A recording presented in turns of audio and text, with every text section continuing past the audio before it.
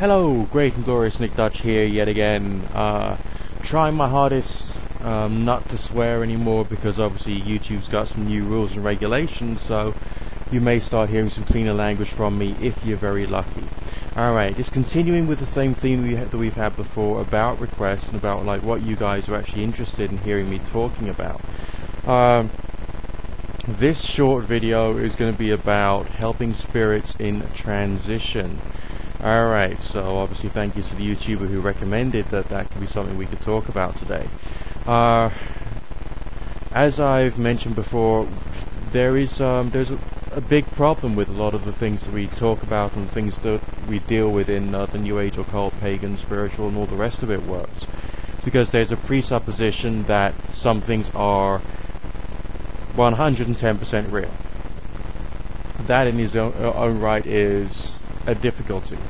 When we're talking about the concept of helping spirits in transition, as in an entity which has, for some unknown reason, got earth-bound, and is struggling to move on to like the heavenly realms, the other realm, whatever, the underworld, whatever it is that your particular theology says is the next place for the spirit to go to, is difficult, because it says that firstly, the spirit exists, secondly, there's something wrong with the spirit, and thirdly, the spirit needs help.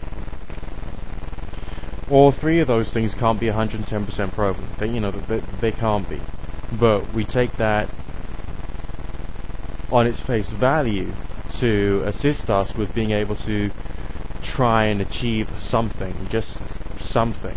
Whether the end result is a change in your own state of mind, or a feeling of peace, a feeling of tranquility, a sense that you're in a better mood, or the person who you feel is possessed by the spirit is going to go through a change and feel calmer and happier and less mad as a result of you doing your helping work.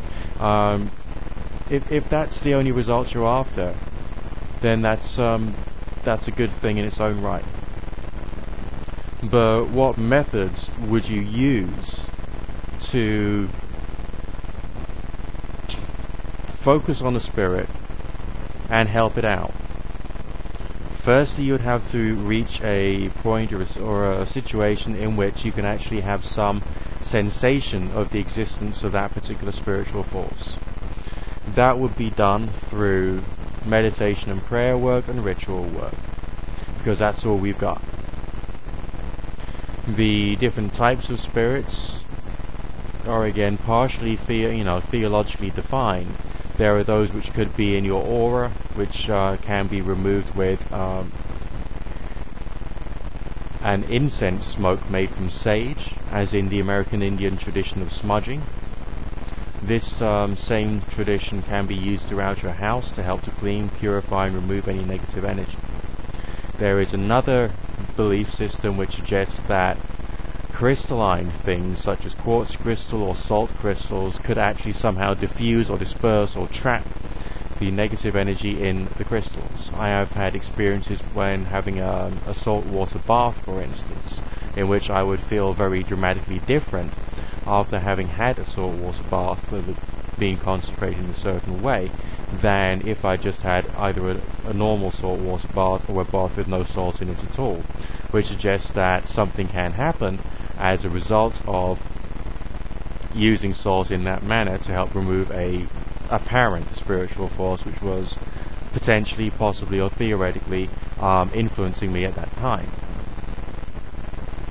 So the belief system would go one step further than that and would say that you can remove spirits through the sprinkling of salt in a house, or that if you're doing ritual work you can actually do a circle of salt around the area where you're doing your ritual work in order to protect the area from any spirits who are wandering inwards. However, that doesn't necessarily suggest that the circle of salt is going to help if your spirit's jumping over the salt and is landing in the circle or is coming up from underneath it. So that does not necessarily make the imaginative sense that it would if you were to see what you're visualizing, what you're believing in, and what you're dealing with as being sufficiently, as being rational and making some sense. Obviously, all ritual work, all meditation, and all prayer work has a psychological component, and you have to have a certain degree of faith when you're in your altered state of consciousness that the work that you're doing is actually going to have a certain result. If you don't have that, then there isn't much point in doing it at all. Alright? So your system that you use will have to make some sense if you're doing that type of work or effort. If, however, there is a spiritual presence in a room with you, or in a house with you, or who comes to you in the dead of the night, that you seem to be able to sense and you wish to try and help it, you therefore have to engage with it in some kind of conversation to work out what's wrong, and then to use your wisdom to assist it. Which would be a humane form of exorcism, essentially. There's only one other real method of helping a spirit to move on, and that would be just to use an out-and-out aggressive banishing technique, like drawing a banishing ritual, drawing a banishing pentagram of an appropriate element in front of or in the presence of that particular spirit to send it away. It is also believed that these things are outside of us as well as inside of us simultaneously. So with your own introspective work, you can get rid of an apparent spirit through talking to the sensitive spirit inside you. Or indeed you yourself doing a banishing exercise to protect your whole aura area, and thus through turning yourself into a radiant being of light through using that kind of banishing technique to try and drive out the negative energy. Or you could just go and see a spiritual healer. As far as how else can you help a spirit, well, the idea seems to have been most heavily publicized through the spiritualistic movement. The idea of helping spirits to move on has also been amplified, so to speak, through the popular media and various films, which have suggested that spirits exist in a certain way, the spirit world operates in a certain way, and spirits can only be treated in a certain manner. But that is essentially a modern mythology. That is essentially a modern story. It does not necessarily have any basis on what is real there. You can't say for sure that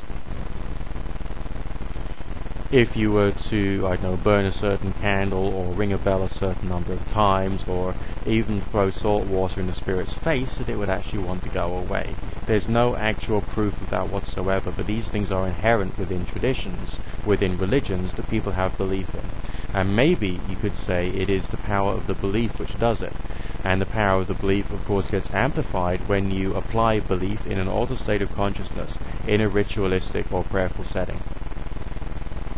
Remember, your system has to make sense to your subconscious mind, and therefore you've got to be able to, when you're designing a system to deal with spirits, you've got to be able to challenge your own ideas, you've got to be able to challenge your own methods, you've got to be able to challenge